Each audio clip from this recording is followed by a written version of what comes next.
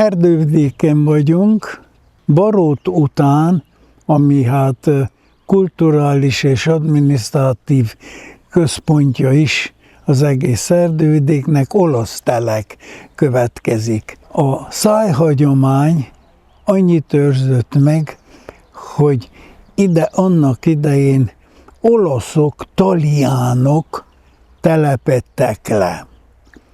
A történészek utána néztek ennek a magyarázatnak, és kiderült az, hogy valóban olasz templomépítők, kőművesek is megjelentek itt. Tudnélik, volt az akkori Magyar Királyság területén, Szent István után természetesen egy olyan parancs, hogy minden 5-6 településnek építsenek egy keresztény templomot. És valószínű, hogy az itteni templom is akkor épült meg, és innen megmaradt, még a településnek a román neve is a telekből Tölisoare lett.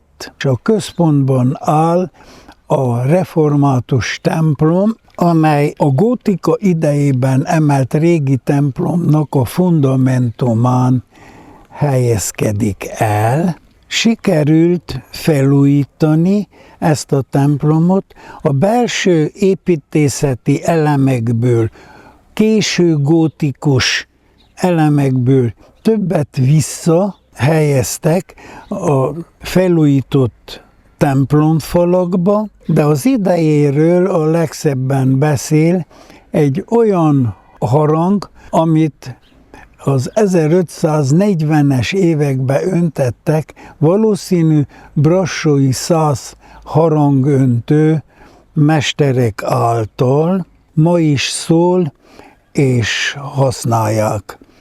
A templom udvarán működik az 1-4 osztályos iskola, ami Schwab Gyula, budapesti építésznek a tervei szerint épült fel.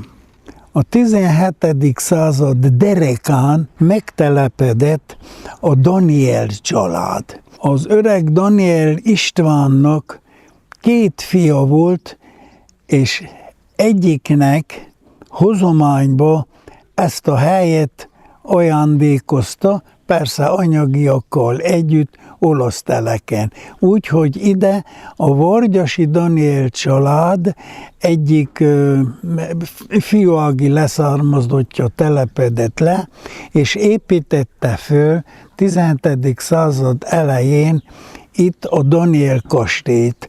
A Daniel családnak egy nyíllal átnyílozott hattyút ábrázol a családi címere, ezen kívül pedig Daniel Mihálynak és a feleségének kőből faragott címeres tábláit is látni fogjuk, ami az épület külső felén van. Ez egy késő reneszánsz falfestményekkel díszített kastély, amit a restaurálás alkalmával fel is újítottak.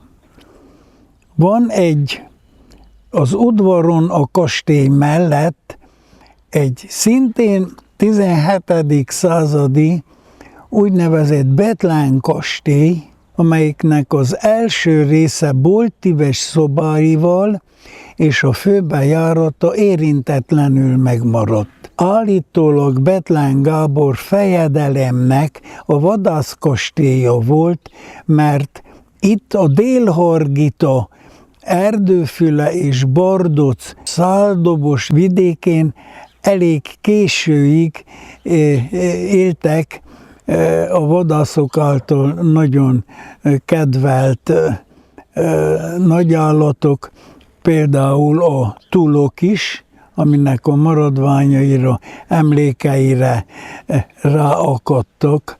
Később pályázatot hirdettek a régi kastélyoknak a felújítására, és ezt egy Sepsiszentgyörgyön lakó család megpályázta, sikeresen megkezdte a felújítását az épületnek, és annyira szorgalmasan tudtak dolgozni, megvásárolták a területen lévő régi épületeket, többek között azt is, ahol a recepció van, és fokozatosan annyira felújították, hogy jelen pillanatban teljesen telt ház van, panziószerűleg hotel programmal működik az olasz teleki Daniel kastély.